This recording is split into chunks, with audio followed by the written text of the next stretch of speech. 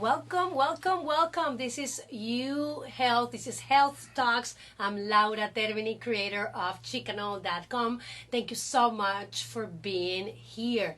Today we're going to have a chat in English and we're going to talk about protein. We all get in the memo that protein is important, and protein powders are a very popular way to supplement. Protein powders are processed foods made from lots of different ingredients. In their simplest form, they come from milk, where whey is a byproduct, or egg whites. But vegan and plant-based options also exist. So welcome to Chicken on Life Health Talks. I'm here at UMiami Health location. And let me introduce you today to Jason Stevenson. He's a registered dietitian and board certified sports dietitian at the University of Miami Health System. Thank you. Now I can breathe. Thank you, Jason, for being here. It's a lot. Of course. You know, I know that you take your lunch time to be with me here. So let's talk about protein. I have a lot of questions that our readers sent. Let me just ask you something. I remember that I was at the hospital one time because I was only eating one meal a day and protein powders in any form, the powders and the protein bars. So let's start at the beginning. How much protein do we really need? Yeah, well, that's the mystery question, because everybody's protein requirements are different based on how active they are, men versus women, you know, their body structure, their health status, how old they are. So there's a lot of different factors, and it's really hard to come up with like a magical number or equation for somebody, but generally the more active you are, the higher protein requirements you need. Of course. Men usually require higher protein needs than women. I'd say if I did a survey of most people in the general population, they're probably getting enough protein.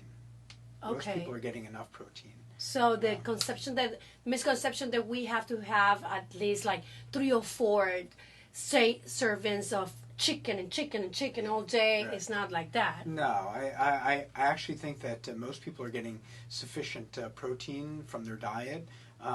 It's when you start, getting into the athletic or fitness area where you would probably need to focus more on protein, and you might need a little bit more than supplements as well. That's right. Okay, let's talk about protein for muscle gain versus protein for weight loss. Okay. Because most of people who are watching this, they're not professional athletes, so they're people who like to cook at home. They have to provide to their families. So what's the difference? Yeah. So protein is equally important in both scenarios. So the purpose of protein when you're obviously trying to build muscle is you are tearing the muscle, you're damaging the muscle, and you're trying to repair it. So you need that extra protein in order to repair and recover, and so that you can do the exercise again, right, and continue that process. So every time you break or tear the protein, tear the muscle down, and consume the protein to rebuild it, you're gaining and gaining and gaining. Everybody gains at a different rate, so there's the mystery question again: how much protein do I need to consume? It's going to be different. And what about for weight loss? So for weight loss, the purpose is to maintain the muscle that you have, or try to, because as you're losing weight, your body will guarantee lose muscle, and loss of muscle will also reduce metabolic rate. So it makes it more difficult to lose the weight, keep that energy expenditure going. So you need to consume enough protein in order to at least help to maintain the muscle that you have. So let's talk now about protein powders. We're talking today about protein powders because it's been a trend for a long time to eat only protein powders. So when can I use a protein powder instead? Right.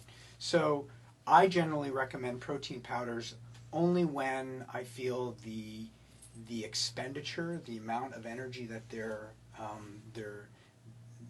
using, or in their exercise, they're exercising more than they could consume from food. Okay. So it's food first. Yes. Always food first. Yes. So it only becomes when the timing it's more appropriate to take a protein powder. So for somebody who is exercising at the gym or doing strength training, they would probably find that consuming a protein beverage, like a supplemental protein, before or right after. Sometimes we even recommend during. So it's not feasible to carry around a bowl of chicken or scrambled eggs during your because exercise. I've noticed when I'm working out I do Pilates reformer 5 times a week or even 6, and when I do take my protein drink, like I recover faster. Like I don't feel that, oh my God, the weight of the planet is on me. Well, and so so the studies don't really say that like a liquid protein is going to do any better for you than real food. However, I would make the argument that I might feel better consuming a liquid after my exercise, before my exercise, because it's lighter on the stomach. Of course. I can work out if I eat. I will throw up. Yeah. Let me tell you, like, oh my God, I'm tired. Well, one example is like milk. So chocolate milk is like the big promotion now. You've heard over the years of like after you do like a run or an exercise to drink chocolate milk. Now, okay. I don't know that I want to be drinking chocolate milk right after a regular chocolate milk. That's a trend now. Right. Yeah. Don't. That's the trend.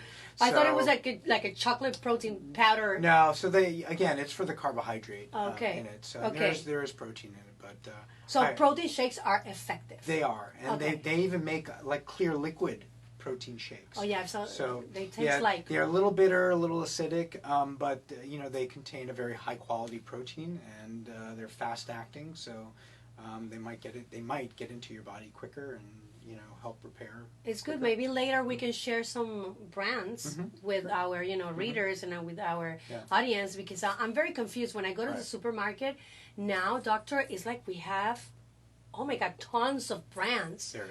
And sometimes it's like the protein, who's the vegan protein, vegetarian protein, the one with the egg white protein. I'm like, okay, I'm confused.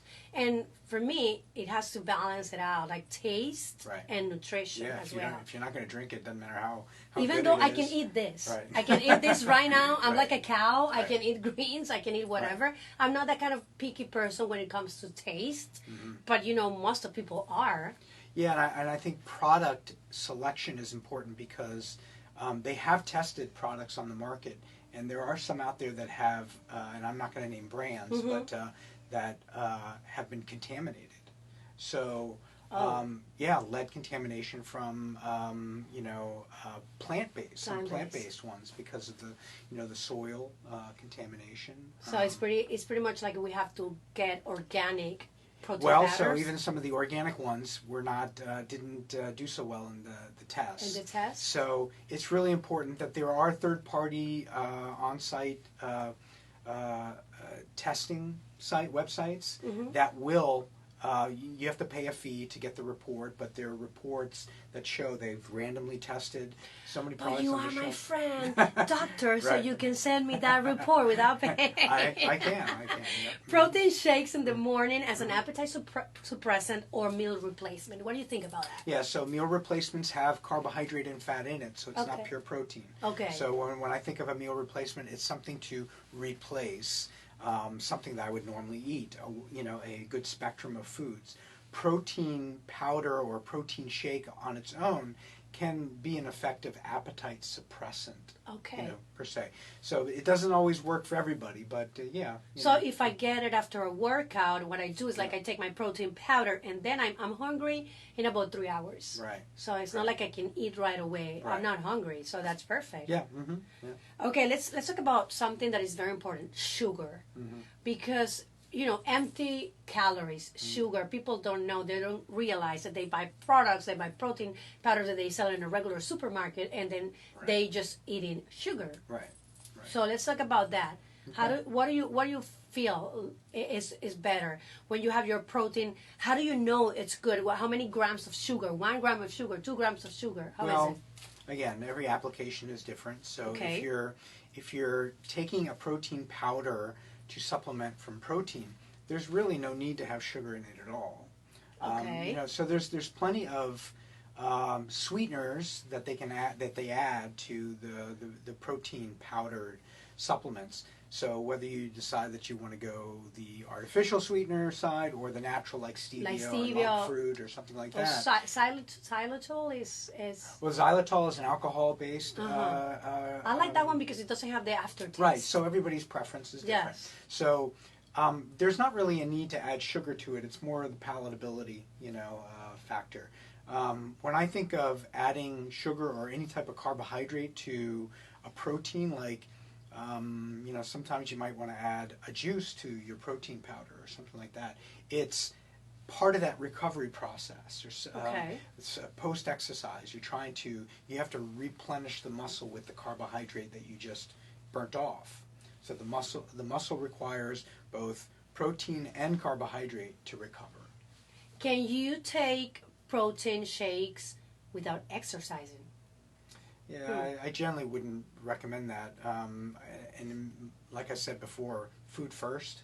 Yes. So if you're not exercising, I'd probably say you could get plenty of protein from your day-to-day eating. What's your ideal meal during the day? Like I have my breakfast with a little bit of protein and I don't know, my coffee, and then I get to go to the gym, and then I get the protein, and then I have another food protein meal. Then how many protein shakes can I have in a day? Yeah, so again, food first. I would always encourage to try to create your meals based on the food that's available to you. So depending on your work schedule and everything is different. I'm a firm believer that exercising in the morning is the best time to train.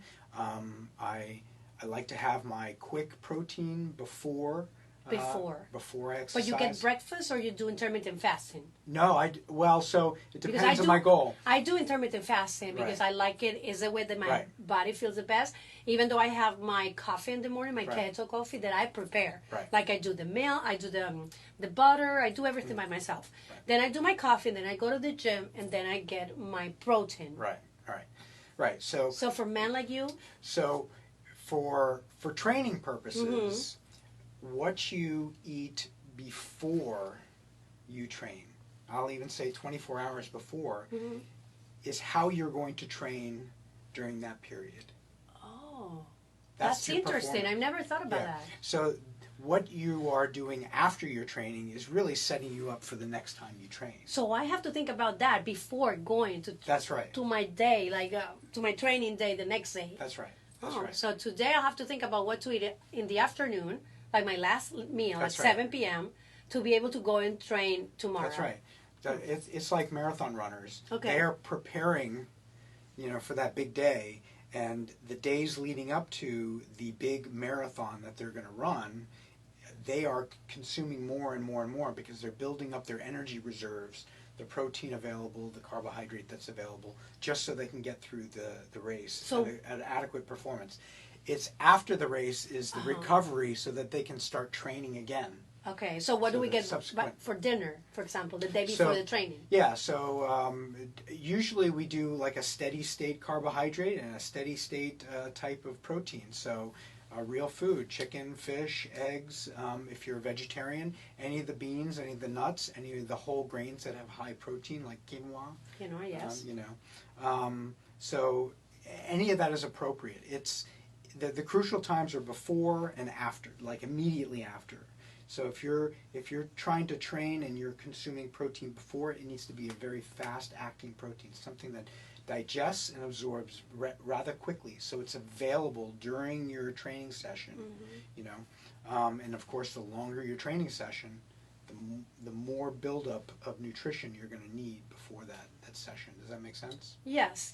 I'm here with Jason Stevenson. He's a registered dietitian and board-certified sport dietitian at the University of Miami Health System. Any remarks they can learn from this conversation? I've learned a lot. Sometimes, even though I'm in this field, I feel like I'm learning each day from you guys a lot of information, because you read from Google and it's different. You need to have you need to have doctors, you need to have experts to give you the real insight when it comes to nutrition. Yeah. I think is be a little weary about what you read and what you see on the labels. Yes. Because they're in it for the business. Yes. It's really important to do your research, kind of read up on which products are legitimately been out there for a long period of time. Because certain brands they come and go. They come and go. It's a $1 billion industry. Oh, that's a good way to end our Facebook Live. Thank you so much for being here. Thank you so much, Jason, for your time. Until next time, I hope you. Oh my God, this is our last health talk for the year 2019. I hope you guys enjoyed our conversation. We have the U Miami Health Gallery, video gallery on the Facebook page, Instagram, Twitter. We also share the videos. You have a lot of interesting videos with different experts and doctors. They're here for you. I'm here for you. So if you have questions, please share the love. Share this video with all your friends and family. And I'm going to share with you later a very interesting link from U Miami Health blog where they have all the info about protein powders. Right. Thank you so much for being here. Until next time. Oh my God, until 2020. Bye-bye.